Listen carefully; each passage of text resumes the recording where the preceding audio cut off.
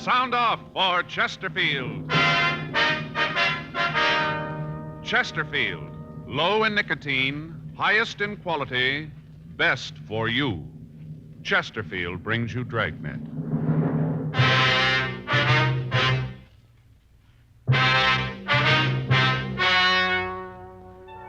Ladies and gentlemen, the story you're about to hear is true. The names have been changed to protect the innocent.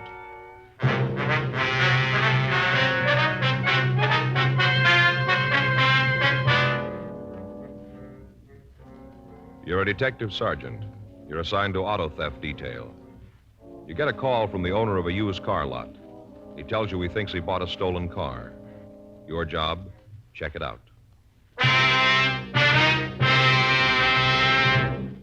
Smokers by the thousands are now changing to Chesterfield, the only cigarette ever to give you 1, proof of low nicotine, highest quality.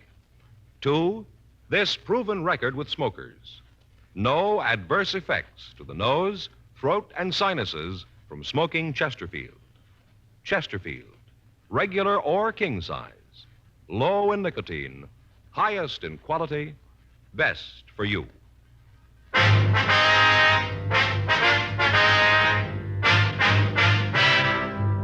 Dragnet, the documented drama of an actual crime.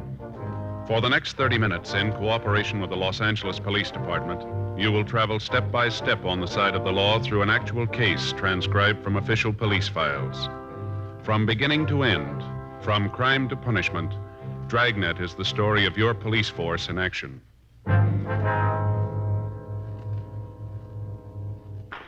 It was Monday, May 4th. It was warm in Los Angeles. We were working the day watch out of auto theft detail. My partner's Frank Smith. The boss is Captain Nelson. My name's Friday. I was on my way into the office, and it was 7:56 a.m. when I got to room 40. Auto theft. Is that you, Joe? Yeah. Hi. When'd you get in? Well, about 7:30. I woke up at 5. I couldn't get back to sleep. What's the matter? Oh, I'm sore, Joe. I don't think I could lift a pencil to make out a report today. Is that right? What happened? Baseball. Baseball. Yeah. I tell you something, Joe. I found it out yesterday. I ain't no Chuck Stevens. Is that right? Yeah. Yesterday morning, I got up early. I'm going to do a little work in the garden. It was a beautiful day, you know. Felt real great. Uh-huh. I got out in the backyard. Gonna take it easy, listen to the ball game, you know. Easy day. Yeah. And about 10, that guy next door, Neil Radcliffe, came over. That's the fellow of the fire department, isn't it? No, Joe, that's Bud Hendricks in the fire department. Neil works for an insurance company. Yeah. Well, Neil's company is going to sponsor a team in the Little League. You know, kids' baseball team. Mm-hmm. I think I read something about that in the papers, didn't I? Yeah, suppose you did. They're pretty good, too. Mm-hmm. Well, Neil's got sort of a tryout yesterday, lined up for his team. Practice, you know. Mm-hmm. And he wanted me to umpire. Do you know anything about being an umpire? Well, Joe, sure I do. And besides, Neil figures since I'm a policeman, the kids will believe me. He had a little trouble with them himself last week. I always thought you had to go to some sort of a school to be an umpire. Well, Joe, you do for the regular leagues, but this was just a practice game. Neil's team and some kids in the neighborhood. Yeah. So I told him, sure, I'd do it. I changed my clothes, went out to the park with him. You know, I thought it might be good public relations for the police department. You know what they tell us. Being an umpire would be good public relations, huh? Well, Joe, the bulletins say get out, get around the neighborhood, know your friends and their kids. All right, go ahead. Joe, those kids are on the wrong league. What do you mean? They're murderers. Well, how's that? The way they play the game, baseball. I never saw such ball. Is that a fact? Yeah. I figured, you know, softball, underhands, kids pitching, be easy to call. Mm-hmm. Joe, it's regulation hardball. Just like that. Bases are a little closer, but it's just like the big leagues and the way those kids throw the ball. A couple of times there, I thought they were just kidding. I'd hear this thump, never see the ball. Thought the kid catcher would just hit in his hand, his glove, you know. And all of a sudden he'd turn around, there'd it be right in his mitt. Mm-hmm. You know, Well, how'd you get so sore if you just umpired the game? You stood in one place, didn't you? while I was up in the game, yeah, but this team of Neil's was skunking the other kids so bad that we had a little reorganization. What do you mean, reorganization? Well, the end of the second inning, the score was 14-2, and I thought that was a little unfair to the neighborhood kids. Being the umpire, you certainly had the right to think it was unfair. Well, I got out and I told them what I thought, so I decided to play first base for him. You what? I played first base for him. With all those kids? Sure. Fun. I played 5 straight innings. That's what I was just going to ask you. Yeah. Finally, I had to quit. Could hardly move. Didn't seem to make any difference where I was, Joe. Those kids weren't there. They just ran me ragged. Yeah, well, maybe you better take it a little easy today, huh? Would you like the day off? No, not the day off, Joe, but, you know, I'll take it easy. Faye rubbed liniment on my back all night. All over my arms and legs. Man, I'm sore. It even hurt to get dressed this morning. Mm-hmm. Well, what was the final score, anyway? Well, at the end of the second inning, it was 14-2 in favor of the Little Saints. You like told me all It's that. Neil's team. 14-2. You got in the game and played. What did it end up with? You know, I didn't even get one hit. You didn't. No. 3 times the bat, didn't even get a hit. Yeah, well, that's too bad. What was the final score of the game? Did you hear me? The final score of the game? Oh. Not the original score, but after you played 5 innings, what was the score, the total? I was just curious to know. 46-12 when I left. That was at the end of the 7th. The Little Saints were up when I left. That was the other team's favor. Mhm. The team you weren't playing on. Joe, don't rub it in. The other team had run through their batting lineup twice. The way they were going, I think they were going to have to call the game on account of darkness. They'd been up for over an hour. Only 1 out. They sound pretty good. Well, they may sound pretty good to you, but they're murderers. You know, Joe, those kids grew up. There isn't going to be a ball club in the country that's going to have a chance against them. I never saw anything like it. Mm-hmm. I'm sorry I missed being there to see you play. I bet you are. It was pretty bad, Joe, really. Well, you'd never know it. Had me marked down for 10 errors when I left. Only 10. It wasn't 5 innings. Mm-hmm. I guess you got to be pretty bad to run up a score like that. Oh, I wouldn't say that. I was, Joe, though. I was pretty bad. Mm-hmm. I get it. Auto theft Friday. Yes, sir. Mm-hmm. Sure, we'll be right out. Want to give me that name again, please? Uh-huh, and that address. Fine. No, right away. Yes, sir. Friday. That's right. Right. Bye. What do you got? Well, I don't think you're going to get much rest today. There's a used car dealer out on Washington Boulevard. Yeah? He thinks he bought a stolen car.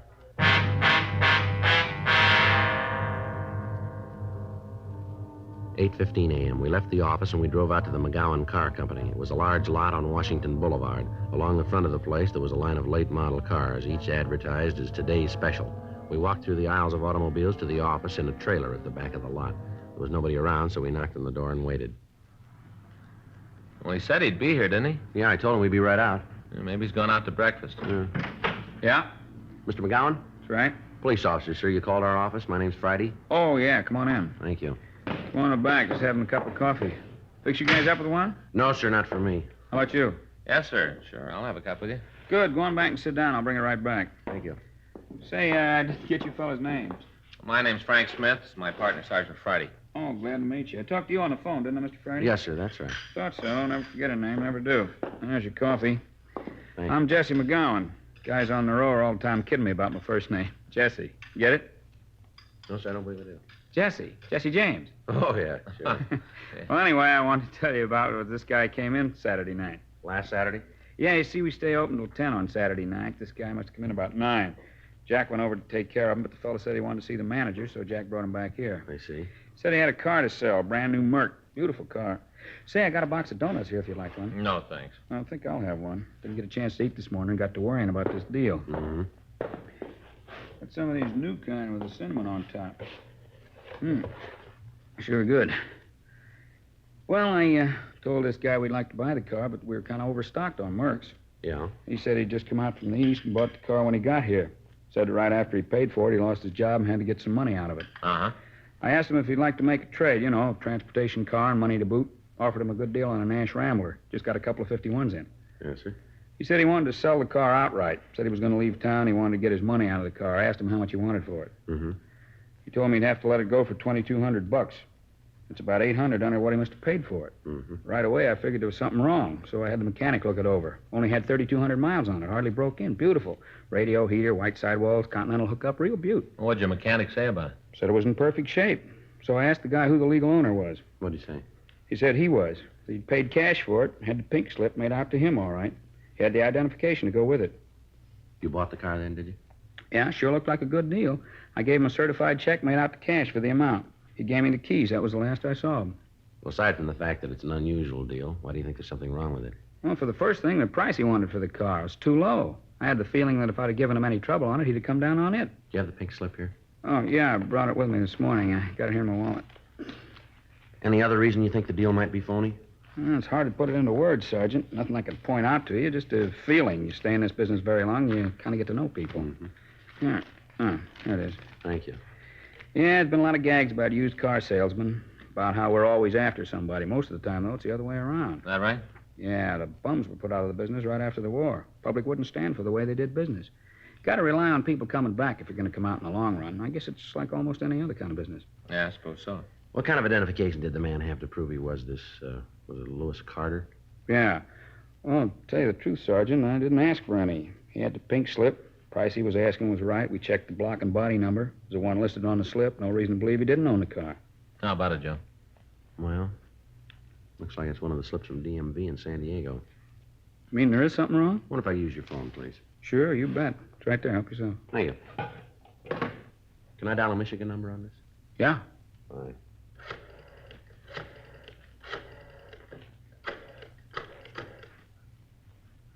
$2507, please. Yeah, auto theft. Hi, this is Joe Friday. Yeah.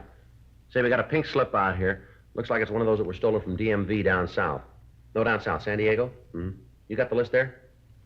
Yeah, I'll wait. You mean somebody stole a pink slip from the department? Yes, sir. As near as we can figure it, about 24 of them. Never heard of that. Well, this is the first one of them. Hello? Yeah. All right. Made out to a Lewis Franklin Carter. No. C. C. Charlie. Yeah. A. R. D. Dog. Yeah. E.R. Carter. Yeah. Mm-hmm. Registration number is 660 dash. No, 2 6s. 660 dash. 2 more 6s. 667. 660 dash 667. That's right. Address 4287 Ingram Street, Los Angeles. LA 5. Engine number 585509. All right, I'm sorry. 58550925. That's it. Mm-hmm. Mercury 8. Uh-huh. Yeah. Well, that's what we figured. You got anything on the car? Mm-hmm. No, it was sold Saturday night. That's right. Yeah, there should be something out on it. Okay. Right. Thank you. How about it? The car stolen? No report yet, sir. Yeah, I got to call the bank. Now, you said you gave the man a certified check. Is that Yeah, I right? got to stop payment on it. Ain't going to be easy either. He can cash it any place. Sure looks like I'm out $2,200. Well, it isn't likely he's been able to cash it by this time, sir. Maybe not, but I'll give long odds that he's standing in line when the door's open. I better give him a call. Hope somebody's there. Well, it's just 8:25. Yeah. Probably a little early. Yeah. Doesn't sound like anybody's there yet. Well, keep trying. I got to get that check. See what I mean? What's that? About the jokes. Now, we're the ones always trying to get away with a fast deal. No such thing. Take this one, for instance. Yeah? I bought the car in good faith. Paid cash for it. Gave the guy just what he asked for. Well, not quite, sir. Huh? You get a little more than that.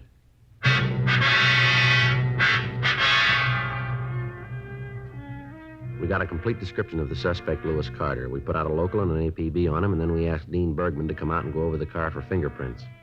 The owner of the used car lot, Jesse McGowan, told us that the car had been washed and cleaned thoroughly, that he didn't think we'd be able to come up with any fingerprints. 9 a.m. We put in a call to the bank and asked them to stop payment on the check and to notify their branch offices to do the same. McGowan supplied the number of the check, and the information was gotten out to the other banks and check cashing agencies in the area. Bergman finished checking the car, and he told us that the only print that he'd been able to find was a partial thumbprint under the dashboard. We rolled the prints of the man who'd washed the car along with those of McGowan and the other people on the lot who'd come in contact with the automobile. None of theirs matched. We checked with the office and told them that we'd check out the address listed on the pink slip. 9:37 a.m. We pulled up in front of 4287 Ingram Street. It was a large 2-story place that had been converted into a rooming house. There were several cars parked in the front yard. We went up to the front door and rang the bell. Want to try it again? Yeah? I didn't know there were any of those around anymore. Don't see many of them nowadays. What? What kind of doorbell? Oh, yeah.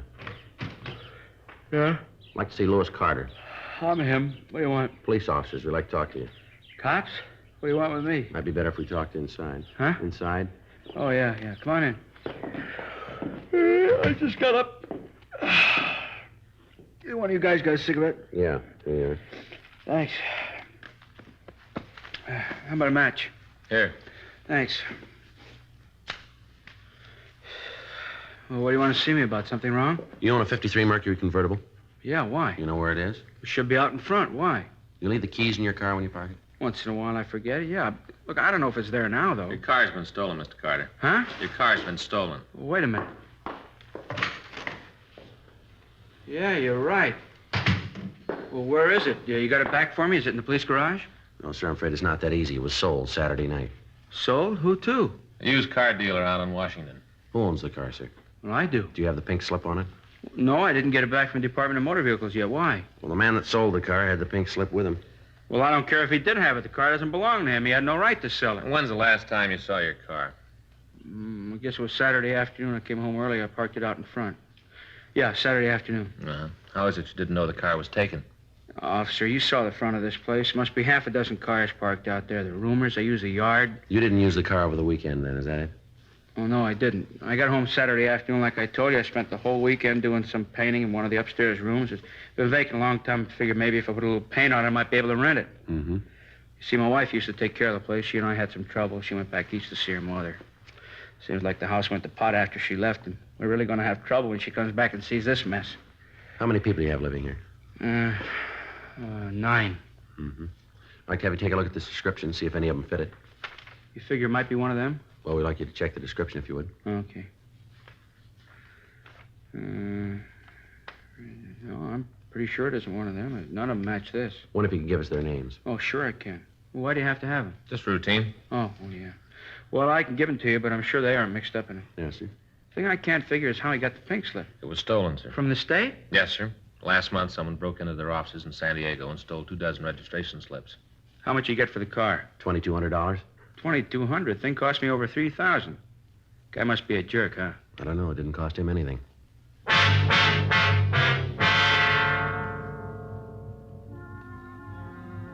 10:15 a.m. We went by the used car lot and picked up the owner. We took him down to the city hall and had him check the mug books. After going through the pictures, he was unable to give us an identification of the man who'd sold him the stolen automobile. We checked the names of the people who lived at Lewis Carter's house. One of them had a record of arrest on charges of violation of Section 4127A of the Los Angeles Municipal Code. He'd served a short term in the city jail, and then he'd been released. His physical description, however, did not match that of the suspect we were looking for. 11:35 a.m. We had the used car dealer taken back to his lot, and Frank and I checked into the office. About the only thing we got working for us is the check. Yeah, I hope they get the word out in time. He gets his hands on that money, and he can go a long way. I get it. Auto theft Friday. Yes, sir. Yes, sir, we did. Right. That's right. Be there as soon as we can make it. Right. Bye.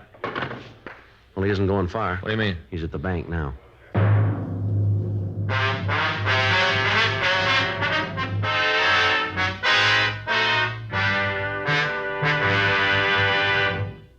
You are listening to Dragnet, the authentic story of your police force in action. At cigarette dealers, in vending machines, at supermarkets and stores coast to coast. Chesterfields, please. Smokers by the thousands. Yes, smokers by the thousands are now changing to Chesterfield, the only cigarette ever to give you One, proof of low nicotine, highest quality. Chemical analyses of the country's 6 leading brands confirm that. 2, the only cigarette ever to give you this proven record with smokers.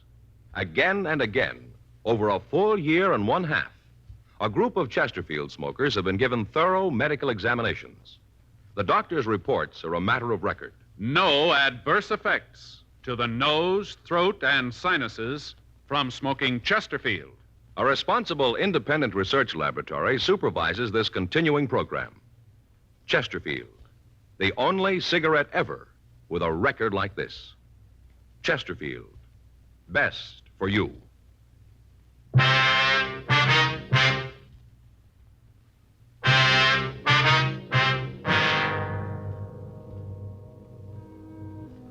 We'd gotten a call from a branch office of the bank that the check had been drawn on. At 11:30 a.m. that morning, a man had walked into the bank and presented a check for the amount of $2,200 drawn on the account of Jesse McGowan. Because of the amount of the check, it had to be okayed by the head cashier. Fortunately, he'd gotten the information about the check and had stalled the suspect long enough to call us. He was able to keep him waiting until we got there. The man was taken into custody without any trouble. He denied having anything to do with the stolen car, and he said that we'd made a mistake. We took him downtown and started to question him. I tell you, I don't know what this is all about. I'd like to help you out, but there's nothing I can do. Frank? Yeah? You want to get in touch with McGowan and have him come over? Yeah, right away.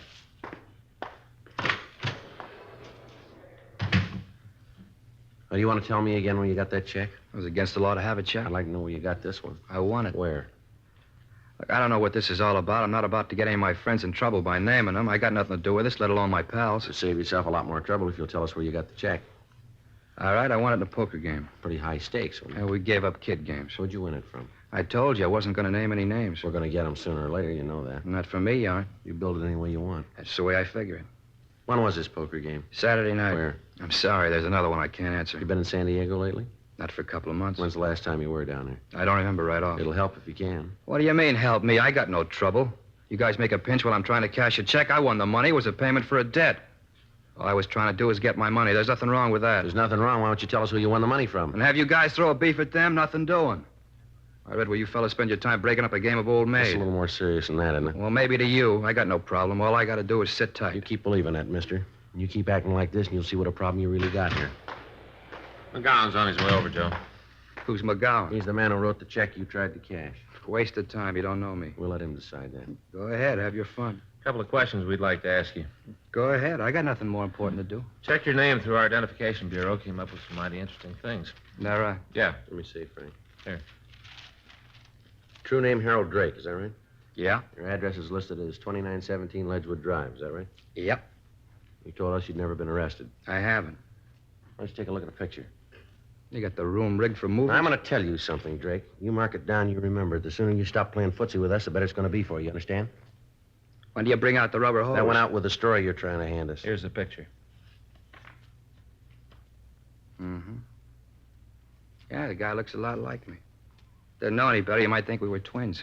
Yeah, if you didn't know better. But we do, huh? Oh, come off it, Drake, will you? We got you nailed and you know it. You want to sit there and dream up these fairy tales? That's up to you, but we got a job to do.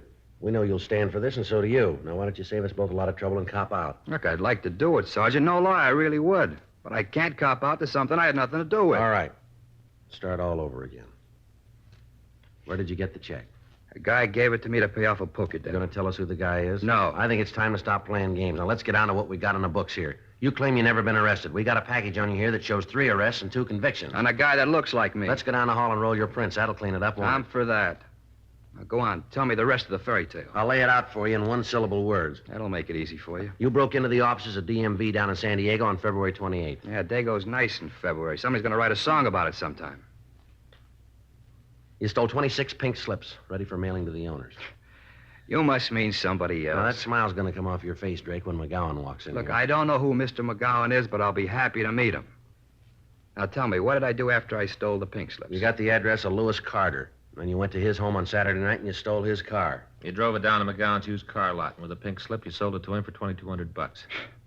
I was busy that night, wasn't I? What are you trying to prove with all this talk, Drake? You trying to make it rough on yourself? Is that what you want? I'm not trying to do anything. All I'm doing is trying to go along with you guys. I'll check and see if McGowan's here. All right.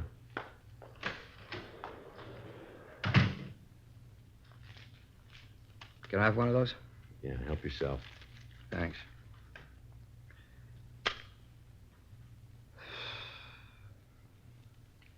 You know, I wouldn't have your job for all the money in the world. All right. Yeah, it's a lousy way to live. Going around trying to get people to cop out to things they didn't do. That's the way it looks to you, doesn't it? From anywhere I sit, it turns up just that way. A couple of things wrong. What? Your record, for one thing. And if you can prove it's mine. All we got to do is walk down the hall and you've had it. Now, as soon as we check the prints, we've turned the key. Sounds good the way you tell it. Going to sound better the way the judge says it, isn't it? Who's writing for you? You were arrested in 1939 for auto theft. You served 3 years. Arrested in 1945, suspicion grand theft auto. Dismissed. There, you see. They knew they had the wrong guy. Nobody's told us. Another arrest in 1946, grand theft auto. Served 4 years. Case of mistaken identity. Is that what happened both times? Some people got very bad eyes. Now, you take this fellow McGowan you're bringing in here. Wouldn't be at all surprised if he had bad eyes. You know, there's one way to get yourself out of this, and that's to tell us where you got that check. I don't know how to do it any more simple than I have, Sergeant. I wanted playing poker, and I'm not going to tell you who I won it from. It wouldn't do any good. I don't know who's been giving you advice, mister, but you aren't playing it very smart. Really? The guy who dreamed up this routine probably spent the next 20 years at Q. As a matter of fact, he's still walking around. All right, mister, let's go down the hall and check your prints. Come on in, Mr. McGowan. That's the man. You sure about that? Swear to it in court. What are you trying to do? Cause me a lot of trouble? I haven't done anything, and you know it. Now you come in here and you say that's the man. You know what they can do to me? All right, Drake, that's enough of that. Let's go, Mr. McGowan. Swear to it in court. That's the man who sold me the car.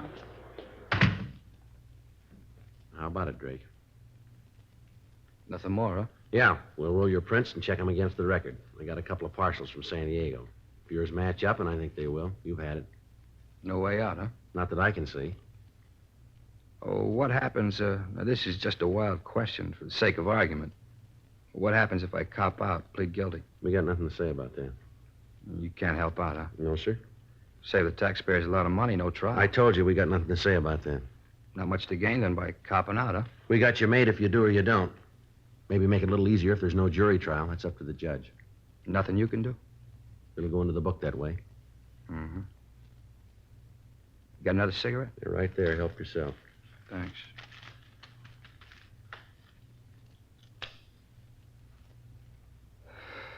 All right, let's go. Might as well get the prints and finish this thing up. Come on, Drake, get up. No hurry. Let me finish the cigarette. I said, come on, we got other things to do. Well, so have I. What? 1 to 10 years.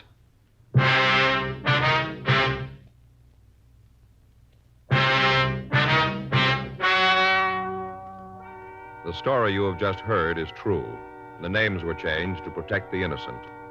On September 15th, trial was held in Department 98, Superior Court of the State of California, in and for the County of Los Angeles. In a moment, the results of that trial.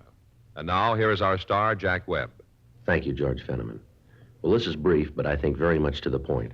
Chesterfield is the only cigarette that gives you proof of low nicotine, highest quality. That's what I want in my cigarette, and that's what you should look for in yours. Chesterfield, regular or king size, best for you. Try 'em.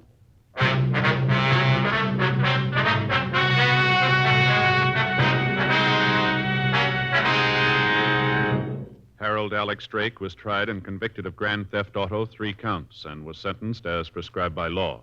Grand theft auto is punishable by imprisonment in the state penitentiary for a period of from 1 to 10 years. A hold was placed on the suspect by San Diego County for prosecution on the burglary charge.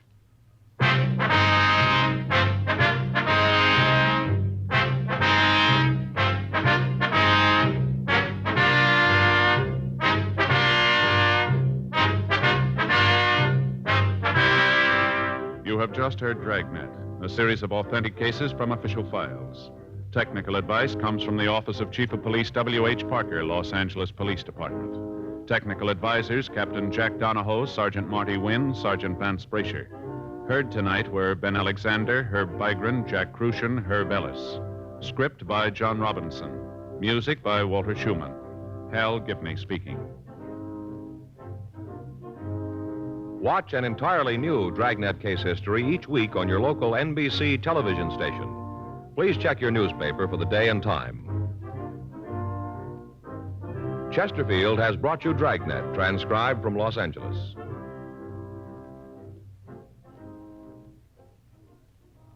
Have you tried new cork-tipped Fatima? It's the smooth smoke. Here's why. New Fatima tips of perfect cork. King size for longer filtering. And Fatima quality for a much better flavor and aroma. Remember, Fatima has the tip for your lips. Try new Fatima. See how smooth it is. Fatima is made by the makers of Chesterfield, Liggett and Myers, one of tobacco's most respected names.